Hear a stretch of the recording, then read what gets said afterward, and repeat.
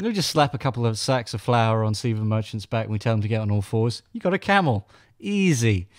Well, welcome to the Georg Rockall-Schmidt Show, some shit that you'll put on in the background whilst you're doing something else.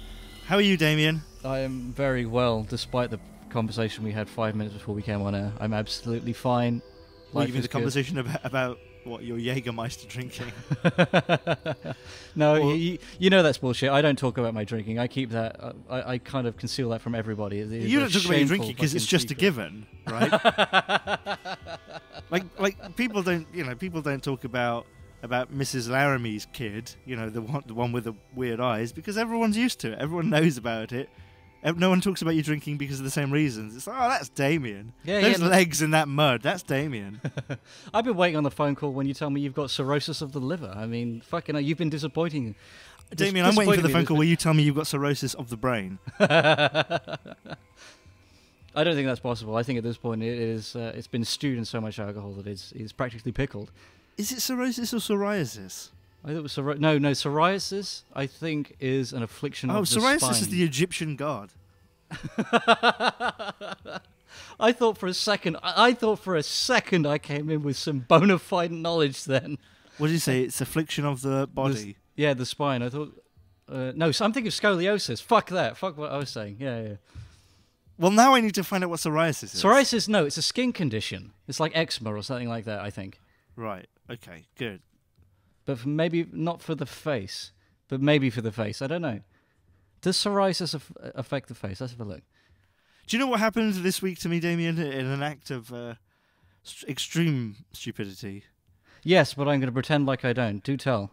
Oh, well, you don't know. Okay, well, this is my perfect opportunity to make you look like a callous dick. I got AIDS from giving blood to homeless children.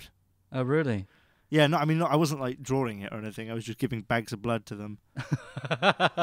So the fact that I've been, I'd by any kind of food on them is kind of baffling because no needles ever probed me. When I say I was giving blood to homeless children, I was bleeding on some kids. Just ripping out my teeth. I was on another bender. It was quite a horrific experience. I don't even remember the time in the drunk tank at all, but I do remember the doctor's note, and that was quite harrowing. But it's fine. I kind of, myself, I have a death wish, so I'm embracing this news. It finally puts a cap on this miserable existence. Have you ever been to a drunk tank? Oh yeah. Oh yeah. Oh yeah. It's a miserable fucking experience. Yeah. What were you doing? Were you on a day trip? I was on a day trip. No. It was. Scene deleted. Yes, kind of. No, it was, you remember Sophie, right?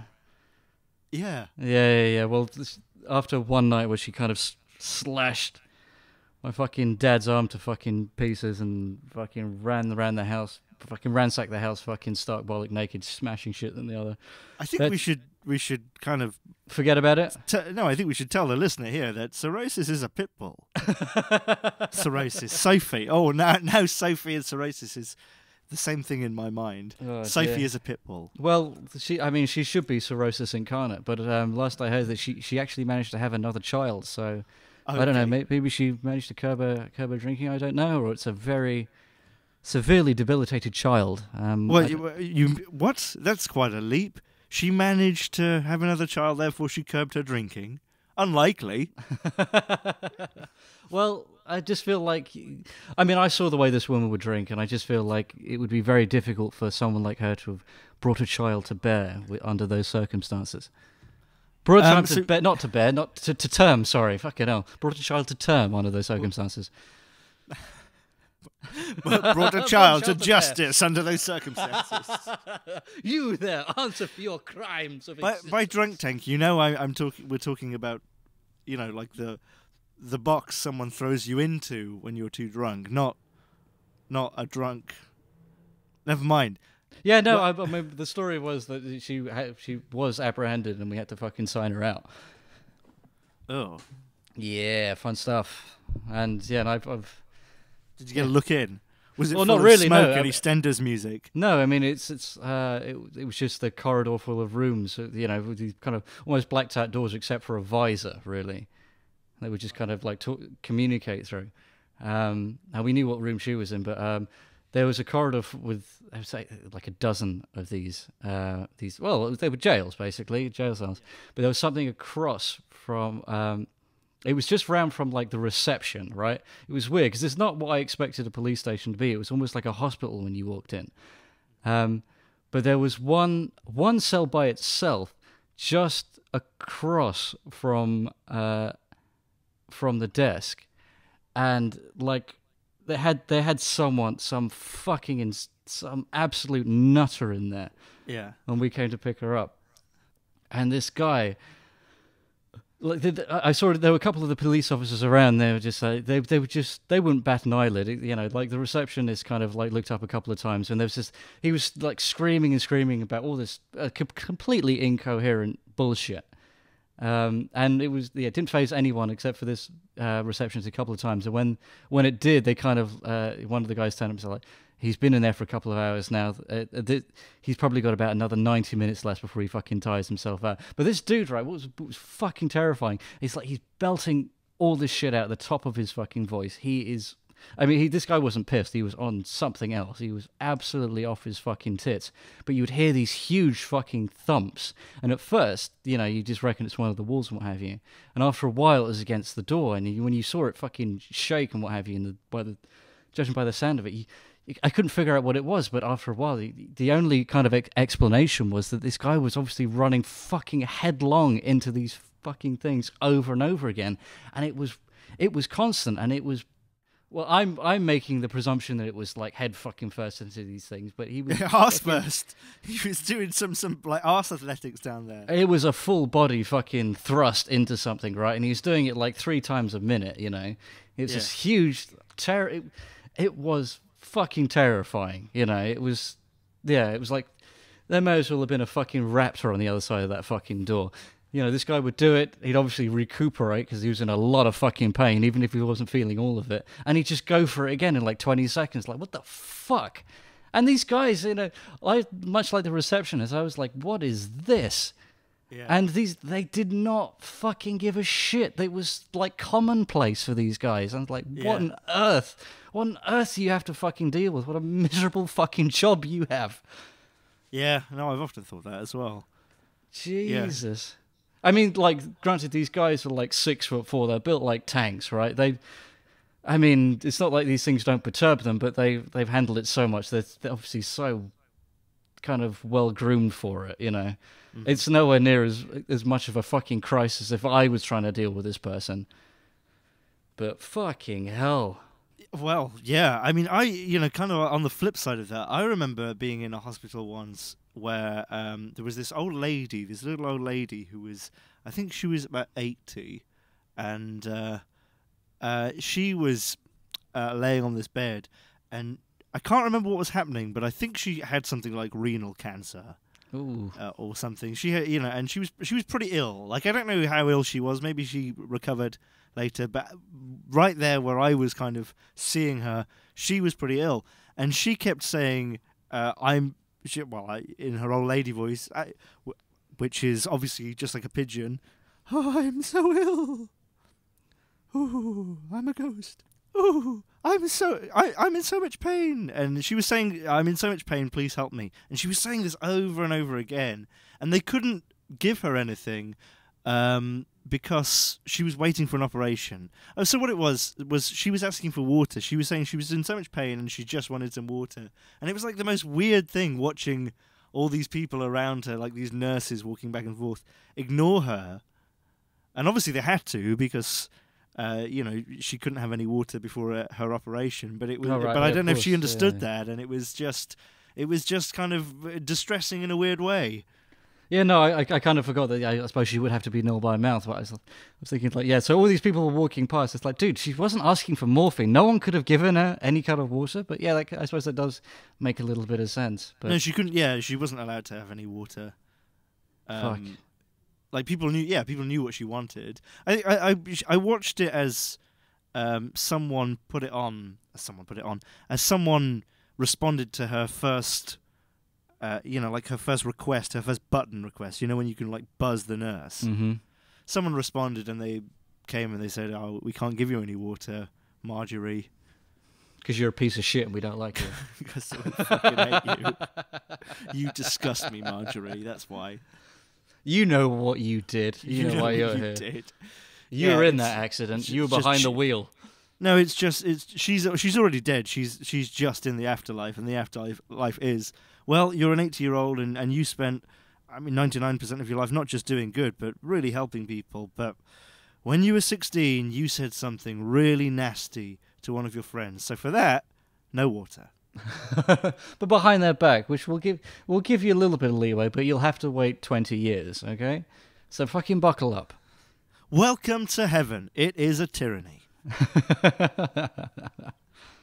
So okay. Did something actually happen to you this week beyond, infecting small children, or was it just a bit of a segue? No, I don't know how we got onto that, but what happened was I got a new TV. And sorry, before I blacked out, all I remember was, do you remember when you were in a drunk tank? So yeah, no, I had a new TV.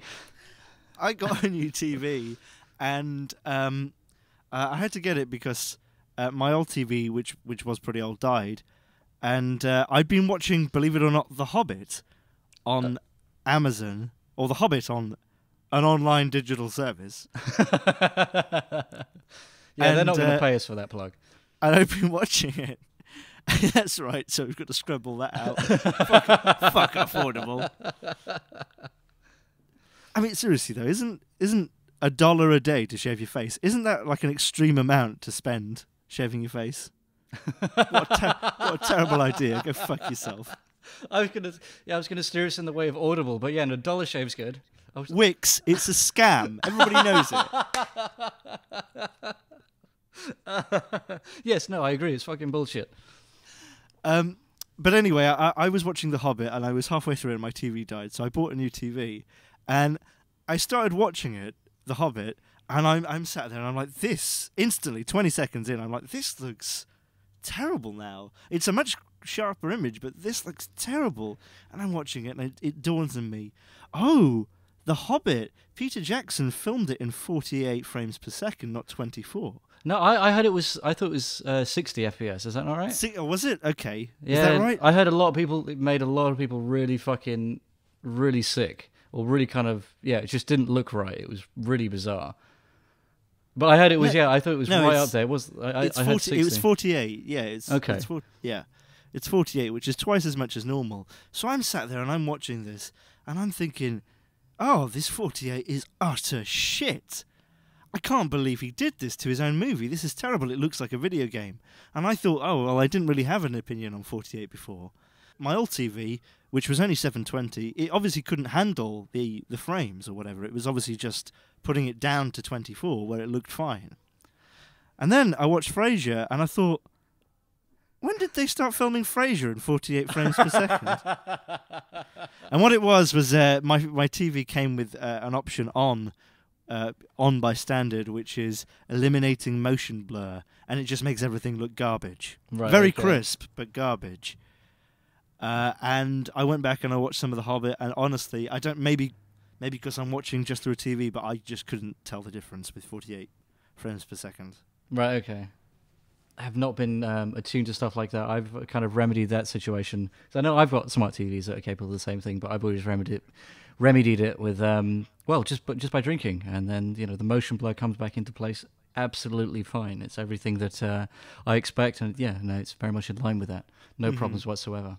I'm glad that you obviously figured out a way of not distorting your view of Frasier.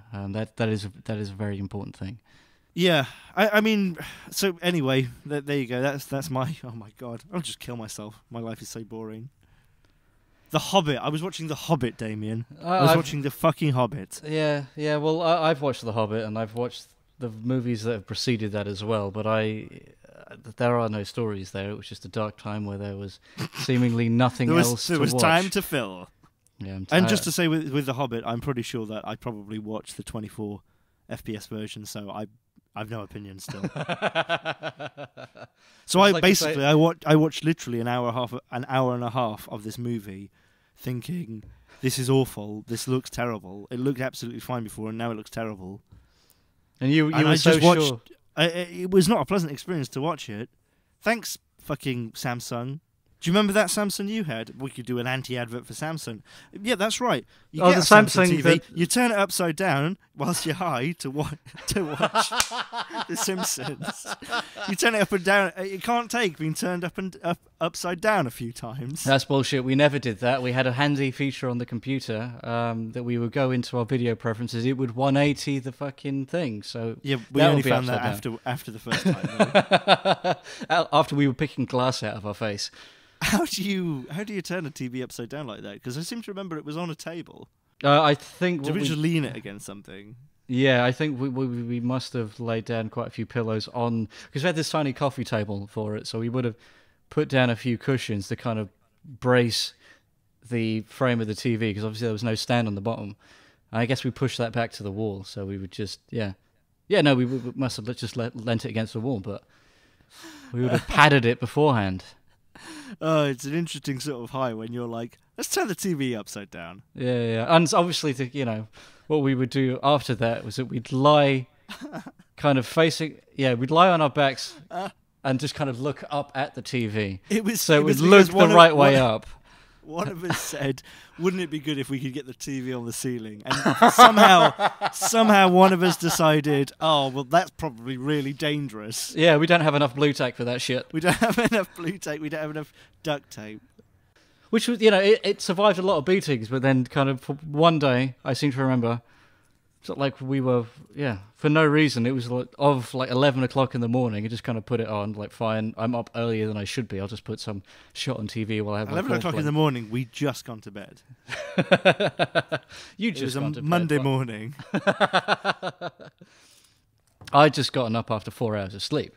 Right, okay. But yeah, I hit fucking the standby button on the remote, and there's just this huge puff of fucking smoke after a nice this loud fucking snap comes from the back. Yeah, it just went up in fucking smoke for seemingly no reason, and after it just never worked again. And at that point, the TV was all of 18 months old. So that's not true. It was older than that. Not much older.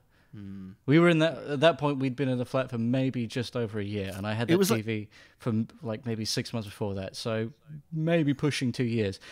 I will have paid for it, finished paying for it at best a year ago.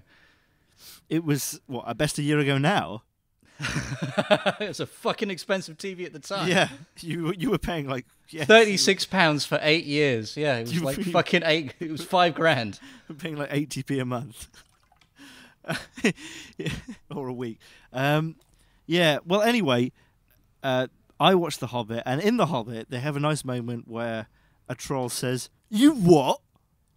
And I thought, well, why not combine that with some of The Room? So I made this. It's not true. It's bullshit. I did not hit her. I did not. Oh, hi, Mark. All right, Tommy, how's the face? I have a problem with Lisa. She said that I hit her. That you what? That you hot her? Did you say? No, it's not true. Don't even ask. Okay. What's new with you? Well, I was wondering if in your opinion, Tommy... Yeah. In your opinion, is it weird if your shit smells like Jägermeister? What makes you say that? I was drinking some Jägermeister the other day. And in my morning ablutions the day after, I couldn't smell anything but... I don't have to worry about that because Lisa's loyal to me. Do you think she looks like that Muppet with the eyebrows? You know, Sam the Eagle. What a story, Mark. Sometimes I get so down in the dumps. I wish I was a Muppet. Think about ending it. I'm so happy I have you as my best friend, and I love Lisa so much. I fucking hate the roof. I'm hungry. Well, maybe you should have a girl, Mark. I was thinking more about cheese on toast and gravy. You what? Or we won't. We'll just kind of... or we'll roll it simultaneous. We'll just talk over. How about that? Just talk about something else. Oh, I had some chips the other day. Nom, nom, nom. It was fucking bullshit. I had no some dip. chips the other day. It was bullshit. It was bullshit. No dip. I had to mix soy sauce and some fucking pureed onions. Tomato puree, not pureed onions. It was horrible. Yeah, tomato puree. Yeah, because that would be... Well, my thinking, it was kind of like ketchup. If you look at it from a distance. Speaking of bollocks, I remember watching a documentary with Peter Mandelson who... How would you describe Peter Mandelson to a non-British person? He was the power behind the throne when Tony Blair was on the throne. Yeah, that makes sense. That's how thrones work here. It's like Star Wars Episode 1. Yes, definitely. I'm glad you kind of you popped in there because, I was going to show myself up and expose myself as someone entirely ignorant. Which What were you going to say about Peter Mandelson? I have no idea. All I know is that he's way too. Whatever he was relevant for is just so far behind me now that I couldn't possibly tell you. I remember that he was like doing some of that stuff for that diabolical company that we worked for long ago, and that was one of the names that I have to copy and paste into a graph that I'd animate for them. That's my memory of Peter Mandelson. Right. So Peter Mandelson was an important, not elected political figure in Britain. He was around for a while. But anyway, there was a documentary. I think he was actually trying to get elected to be an MP. There was a documentary which was trying to make him look like a man of the people. And he went to a fish and chip shop, to buy some fish and chips. And he went up to the counter and he was like, "Oh, yes, I love fish and chips. I come here all the time." And he looked into the counter through the glass and he saw some mushy peas. And he turned to the camera and he went, "Oh, look, guacamole." And they fucking kept it in. Oh, dear. Like, with your impression, it sounds like a fucking Nick Park thing. He may as well have had his fucking hands up and, "Ooh, grommet." I mean, obviously, this is an audio podcast, but nevertheless, I did actually put my hands up and shake them left to right. Oh, everyone cringed then. Oh, grommet! Oh, yes. That's horrible. Oh, I love you, sentient oven. Oh. Well, so Damien, we should talk about The Room. Oh, okay. Yes, delightful. See you next time. I didn't say it earlier, but kudos for putting in that timer. I had this hunch that when I suggested it, you remained positive during the recording, but you fucking rolled your eyes when I said it. It's like, fuck. I'm gonna have to do this work now, you piece of shit. I'd have just cut you out. I'd have just cut that bit out. Well, I also had that suspicion as well. So when I went back to check it out, I was very surprised. Damien, this is a gleefully surprised podcast. I need any fucking gimmick, any crutch I can get. I don't see why. We do say that we're going to have a topic each week. It should be very easy to fucking churn one of these motherfuckers out. It's like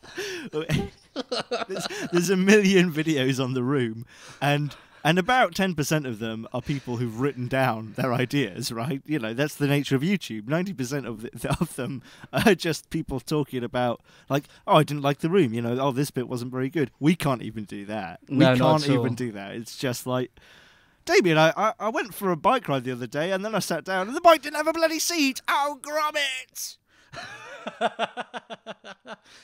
It's just as well I had no pants. Oh, it went right at my jacksie. I shat inside my bike because it had no seat. Because the steel rods are actually hollow. So when I perched above it, when it had no seat, I could shit straight in it. There you go. So Damien, describe The Room. Oh, in 7 words. Hang on, not great, but beloved by. Yeah, there you go. Not great, but beloved by all. There you go. So okay, good. So you've just seen this for the first time. But one of the things about it, one of the reasons I abstained from watching this movie for so long is that everyone that would talk about it would say it's one of those things you have to watch in a certain environment. You'd always say it's you have to go to a public screening and kind of really be up for it, really get a little bit shit-faced and kind of shout at the TV, shout at the screen or what have you, or just kind of be around friends and kind of be doing the same thing in a small environment. And I really kind of get that, and that was really what I wanted to do. But you're 39. You're not going to start making friends now. That's what you're saying. No, not at all. Well, I've been stupid film with. Fuck that. Well, I've been trying to do it for like the last 10 years, trying to go to, what's it, like Prince Charles and what have you, but no one would ever go. So here I am 10 years later, and I finally had to bite the bullet and watch it myself on a very small laptop by myself. And unsurprisingly, it did not have the appeal that I thought it would have. But I very much feel like had I seen it in the right environment, I'd have been with everybody else fucking slinging shit at the screen and just kind of laughing along with it. The Room is one of these films that's been compared with Neil Breen's stuff by people such as me. What do you think? Is The Room... Can you compare The Room to Double Down? Yes, in the same way that, Tommy Wiseau felt the need to get his weird buttocks in front of the camera as he kind of grinded on an uncomfortable actress. Tommy Wiseau is pretty much this auteur in a way. I find it fascinating thinking, why did he decide to do that? And I actually, going to like Tommy Wiseau's ass and why it's in there and everything, I actually think that Tommy Wiseau is completely different to Neil Breen. I think Neil Breen used his film maybe to give out the message that he believes in and everything, but also as a bit of an excuse to cop a feel. And I actually don't think that with Tommy Wiseau. I don't think that Tommy Wiseau was creeping on anyone in this, watching it. I think that he wanted to make a beautiful artistic film, and I think that's what he was doing. I think that's what he thinks he was doing. Yeah, no, I agree, actually. I really do kind of feel that, Tommy Wiseau really wanted to make a movie. I did hear that when in the run-up to the movie, one of the ways that he kind of raised the money that he was like bootlegging leather jackets and stuff like that. In South Korea.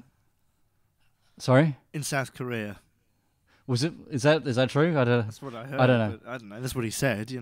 Right. Okay. But that shows like some kind of intelligence as an entrepreneur. Really. I mean, right. Like you can question all the kind of creative choices, which are all kind of baffling. Baffling. Really. Yeah. That's why it's interesting. They're baffling. But I mean, the guy he really did kind of like put in the work, and he clearly demonstrates an intelligence with other things. I mean, I think a lot of people on the surface kind of like to point at this guy and be like, "Yeah, this guy's obviously mental," but he clearly is of capacity, and has had it. As much as people like try to kind of deride it, it is an accomplishment to have made this pretty much off his own back. Really, he made it with. He made it with his own money with very few people. I mean, it is an accomplishment, albeit a very bizarre one by a lot of people from the outside. But yeah, it is an impressive amount of work. Yeah, he did it, didn't he? He tried. He tried to do it, and I do think, looking at it, it's sincere. Because here's my theory about The Room. It's about Tommy Wiseau in real life. Tommy Wiseau had a girlfriend, and she hurt him. Right, because Tommy Wiseau is Johnny, and he is this great guy who pays for the retarded young man next door from the 90s to go to college, and he pays for him to have an apartment, and he's got this young fiancée who doesn't seem to work, and he pays for her, and he's really kind, and he gives people money, and he's very romantic, and they all fuck him, right? They're all horrible people. Everyone's horrible around him. The kid he's trying to help, drugs. The fiancé he's snatched up and he's promised a life with, cheater. His best friend cheating on him. There's a bit where Mark and Sam cheat on Johnny, right? And it's just exactly the same scene. It's this passionate scene, where they're making out and she's touching his chest and he's like burying his face into her neck and going, oh. And one mistake I did make watching this is that for true immersion, I listened to it with headphones, and I dick really in do hand. regret. Well, how could I not? 20 seconds in, Yeah. But it was a very uncomfortable mistake to have made when these things started to happen, because they were very heavy on the male grunting as well. It was. They were. Yeah, if you close your eyes, which I did. What? Why? You just don't see Lisa there. Well. Anyway, what I was going to say was moving on. was there is a reason that he's filmed those things the same way, because there is thought that's gone into this, and it's obviously not a lazy thing, a lazy shoot. people are doing focus pulls, there is camera movement and things. It may have been disastrous, but I don't think it was half-assed, really. There's a reason that, as the director, Tommy Wiseau has decided the you love making scenes with me will look the same as the love-making scenes with Greg. And I don't think it's about copying a feel or anything like that. I think it's like, look how much she betrayed me. Look how much she betrayed me. She had sex with him the same way she has sex with me, in this romantic way. And I think that's the answer. And I think that shows that even though it certainly isn't, this really was an attempt at a piece of legitimate art. I think he thought, like, this is going to blow people out of the fucking water. This is going to be the most romantic film. Guess one of the things that I'm kind of still hung up on so fresh off the movie, was so fresh off my first viewing, is the dubbing. I don't understand what was happening on set, really, or at the time of the shoots, that everything that Tommy Wiseau is saying had to be re-recorded. I mean, in some cases, obviously, it just doesn't correlate with whatever his mouth is doing. It's You're right. He had to redo most of his lines in post. He had to ADR stuff.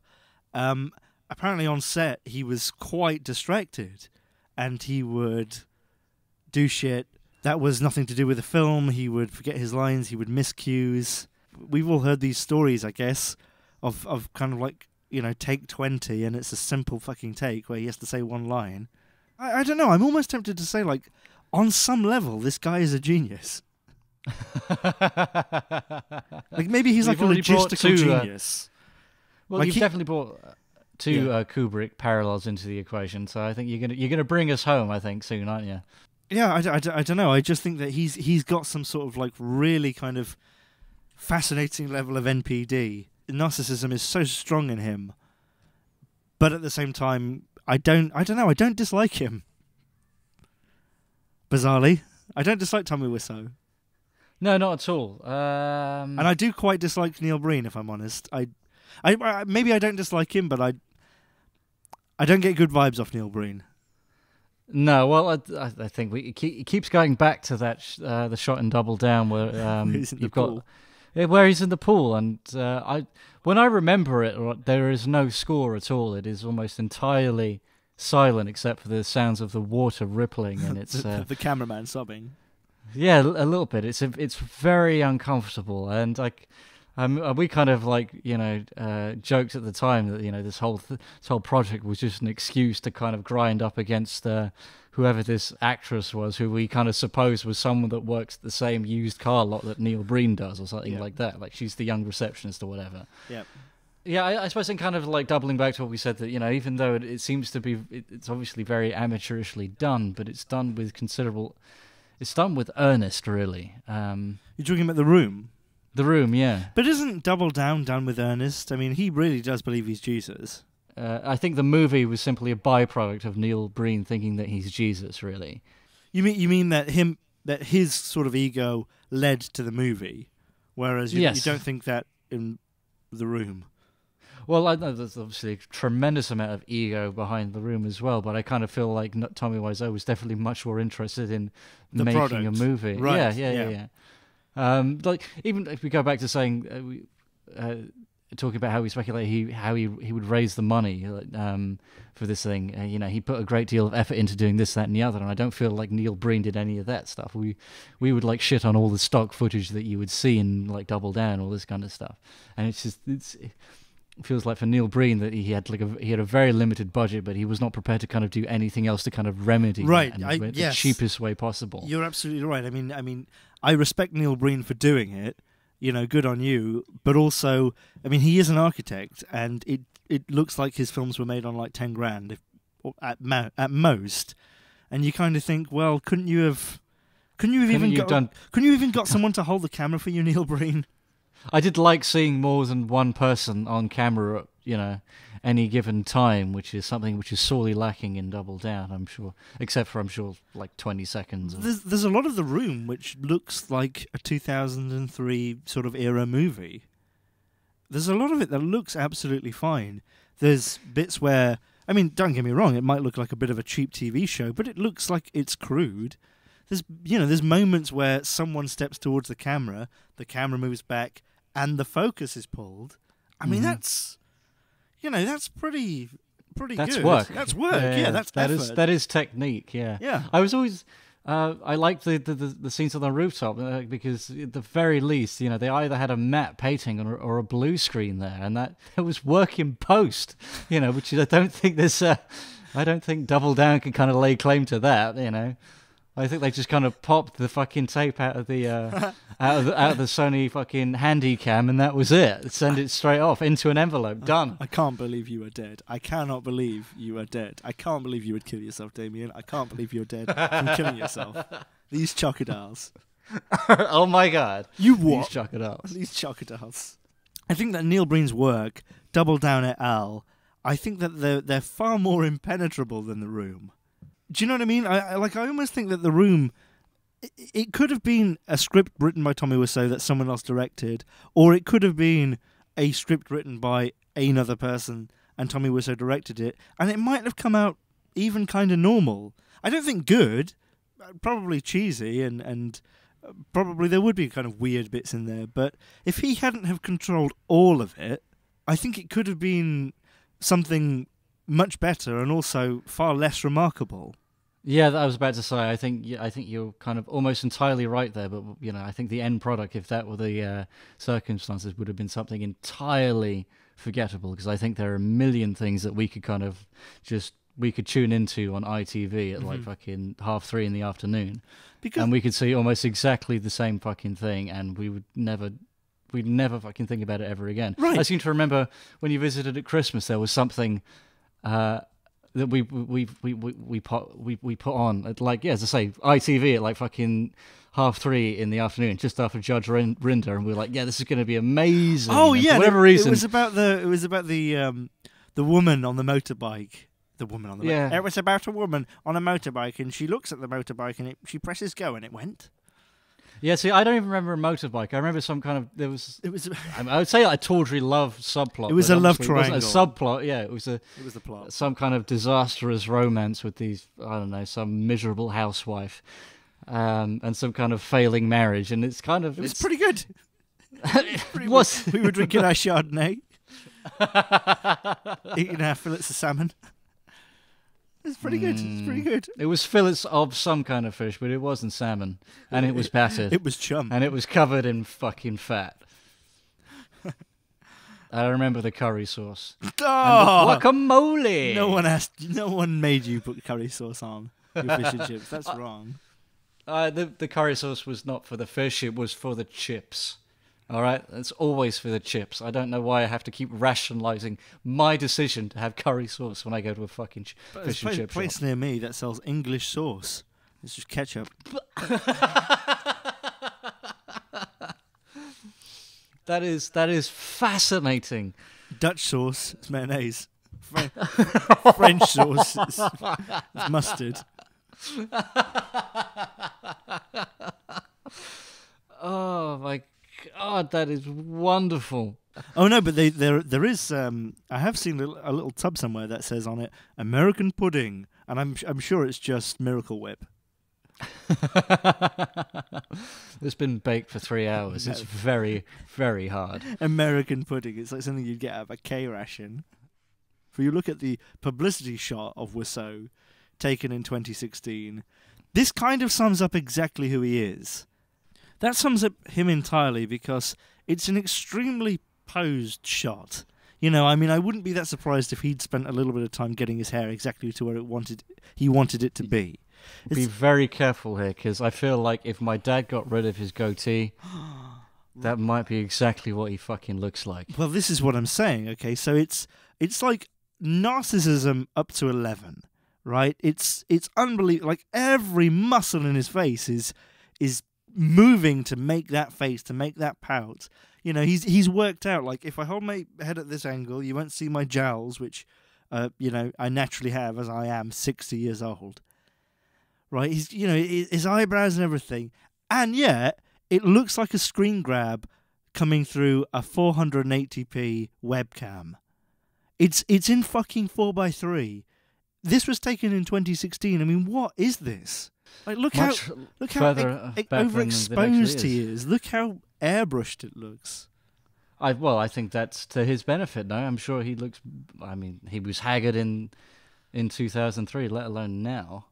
Do you think he looks a bit like Christopher Walken? He does have that kind of vibe, doesn't he? Yeah.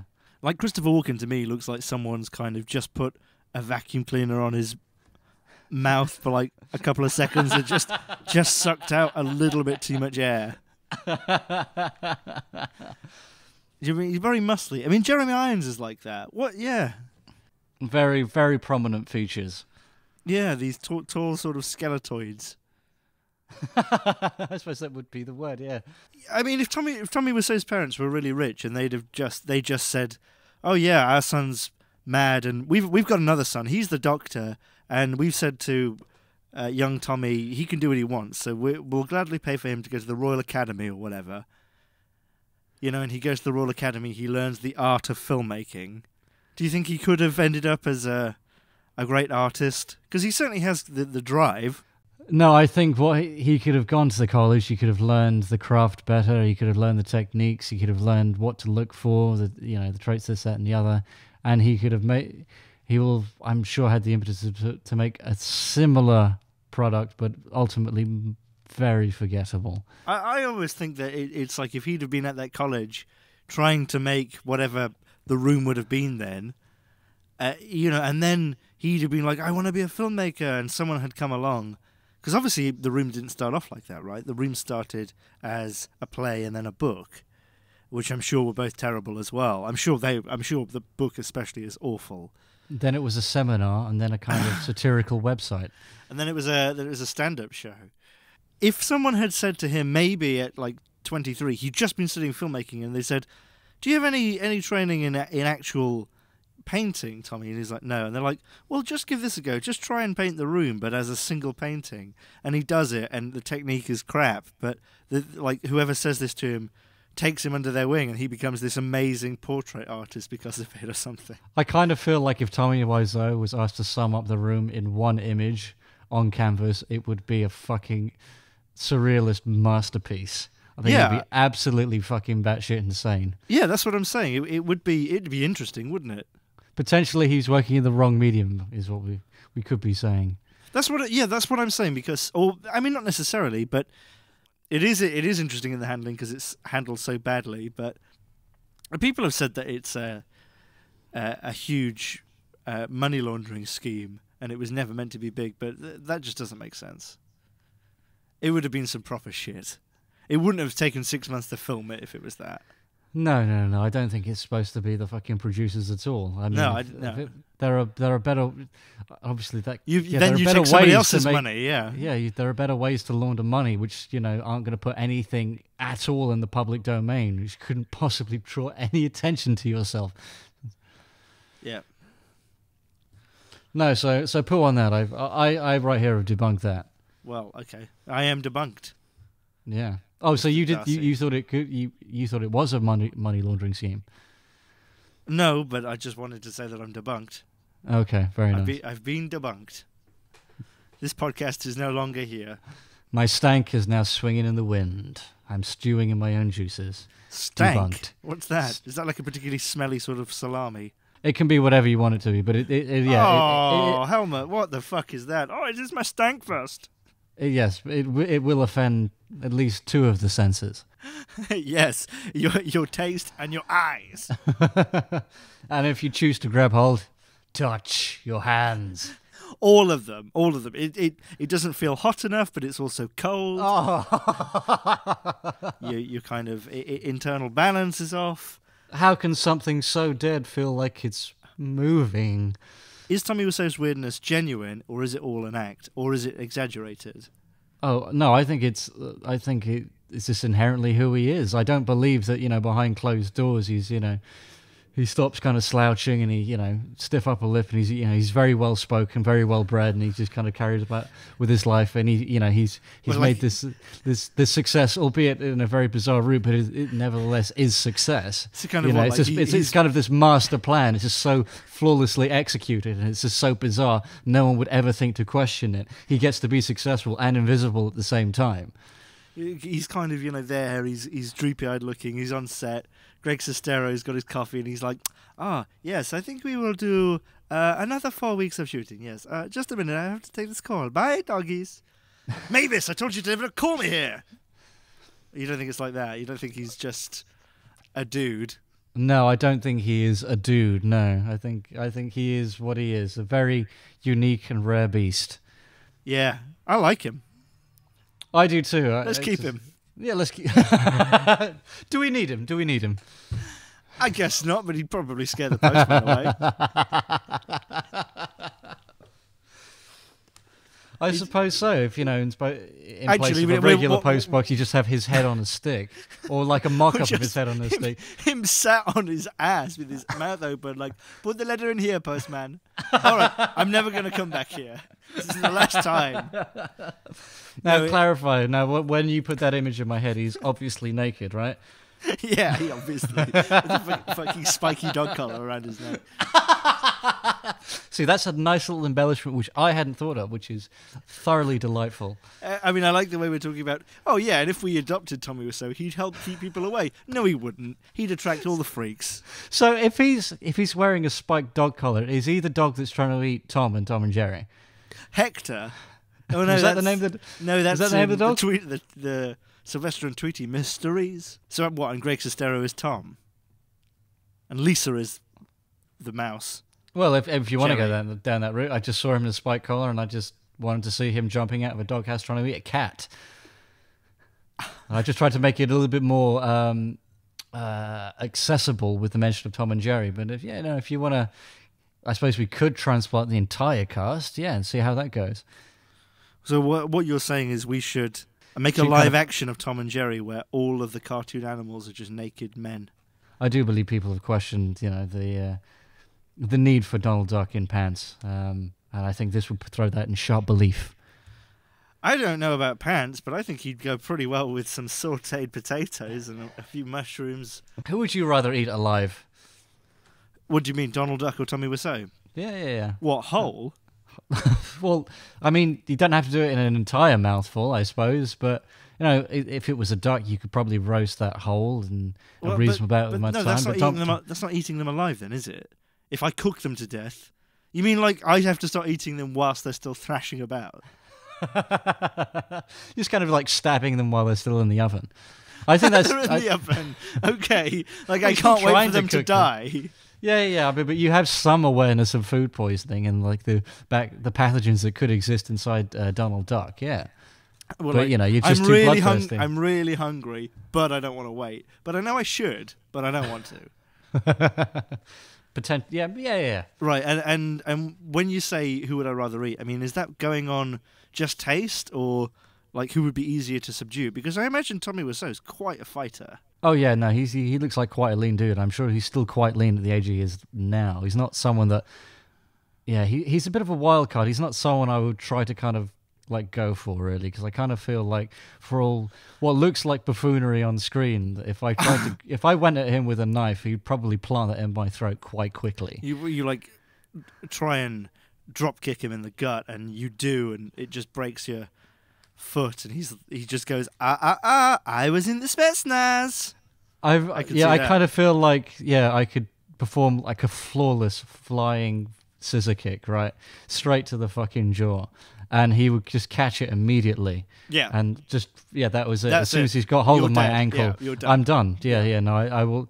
If I do live, I'll never walk again at the very least. Oh no, he'll make sure of that. He'll cut your tendons out. I mean, he's also the sort of guy who's like, oh yeah, I'm going to do a marathon today, but this is different because I've decided I'm going to do this marathon without drinking any water. You don't realise he's been stockpiling for the last few days. He's retained water like a motherfucker. Tommy Wiseau, the human camel. It's all in his head as well. It's all like his forehead is like a good kind of 3 or 4 inches thicker. He does kind of have that look. I mean, there's kind of like extra mass in places on his face. I mean, maybe that there is a practical purpose rather than sheer deformity. Camels are another one of those creatures that I think should have longer eyes. Longer eyes? Yeah, like eyes on stalks.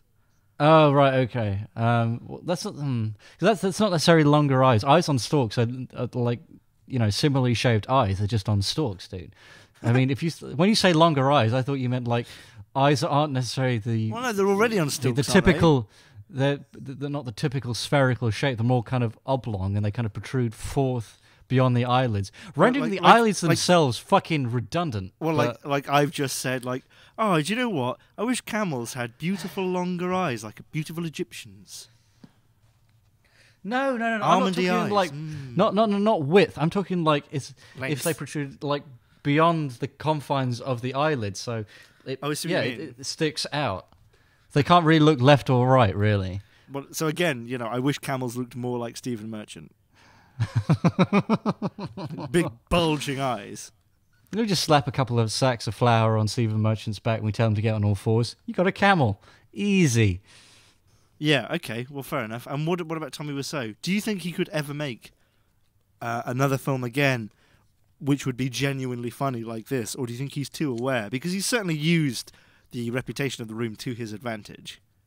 Yeah, I think he could, he could definitely make another Room in considerable earnest. But I think even if he, somehow did that, regardless of, his reputation and the reputation of The Room, I think it's everyone else that would kind of bring their kind of knowledge, their prior knowledge of The Room. And I think that, I do not think it would be received in anywhere near the same way. You think why? You think people would automatically, no matter what this thing is, they would automatically say, well, it's not The Room? Yeah, no, I think people would immediately jump on it and, point their finger and say it's a question of diminishing returns. And it's like, dude, this guy had one beat and that was being terrible. He was never, he's not going to make anything else. This is also terrible, but it's not anywhere near as interesting. So you're saying he's a bit like Orson Welles, in that he peaked too early, in a way? Yes, I wouldn't use the term peaked, though. Okay, he troughed too early. Potentially, yeah. I think it's all because he thrives on the fans, and they have a very specific view of what he's done, and they will view whatever he potentially makes next through that window, basically. And I feel foolish saying that it's something that whatever he would do would need to be viewed objectively. I think it would be monument. I think it would be terrible, but whatever he would do would, I think, kind of be on a similar page, but would have nowhere near the same impact.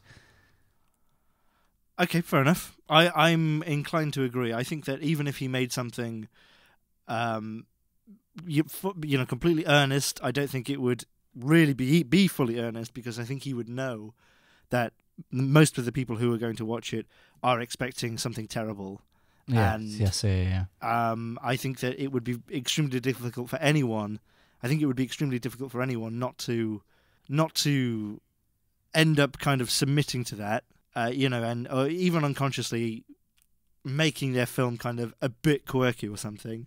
And I also think that if he ever did try to do a proper film again, without any laughs, and it was full on serious, I think that really, as far as he could go, is he'd probably make it competent and, as you said, just unremarkable. Mm-hmm. Yeah, I think if anything was played too straight, it would be almost immediately rejected by by his audience. The people that would go to see it would not accept it almost immediately on that. Yeah. I mean, I'd love it if he did something and it was just like gobsmackingly brilliant. Well, I would like it if a lot of filmmakers made something gobsmackingly brilliant, but invariably they don't. I often think that as well. Yeah, invariably they don't. I do think that if whatever I think if he were to make something, it would still be kind of beloved by by his fans. But again, I just think it would be. I don't know. Do you think The Room is beloved by his fans? Because his fans are people who laugh at him and mock him. Does he have real fans? Oh yeah, easy. Yeah, I mean, there are definitely people. I think we would definitely be some people that would kind of point the finger at best, but there will definitely be people that really carry that torch. this will be like a staple of a lot of B movie fans, and I think that there will, without a shadow of a doubt, kind of carry that torch and forgive a lot of things, and I think they kind of very genuinely love it for what it is. I'm not disagreeing with that, but isn't that being a fan of being entertained because you're laughing at someone's shit attempt at a movie rather than being a fan of the movie? Yes, I think, but I just don't think those people will kind of look at Tommy Wiseau and think, what a fucking moron. I'm sure they kind of, I wouldn't say respect him, but I think they really kind of, they really kind of adore him for it and what he has made. And that's probably something that Neil Breen doesn't have. No, I don't think there's going to be a disaster artist in the vein of fucking, in relation to, Double Down or anything like that. I think anyone's fucking trying to carry that torch at all. People know it's shit, and they've kind of happily compartmentalized that and moved on. Yeah, right. And Fateful Findings happens, well, fucking hell. Whereas The Room really did kind of penetrate popular culture, didn't it? Yeah. So, what, in summation, Neil Breen can fuck off, is that right? In summation, Neil Breen can fuck off. Tommy Wiseau, terrible filmmaker, probably, I would say definitely a narcissist, like a full-on narcissist. Probably made The Room very sincerely. Still better than James Franco. I hope this has passed some time for you, dear listener, as your life bleeds away. See you next time. Yeah. Or what we can do, in that regard, is we can scope this out in real time, so that we've got these nice hour pauses in between 20-minute chunks. Are you in prison? Is this the only media you could get? Sucks to be you. There are 4 hours remaining.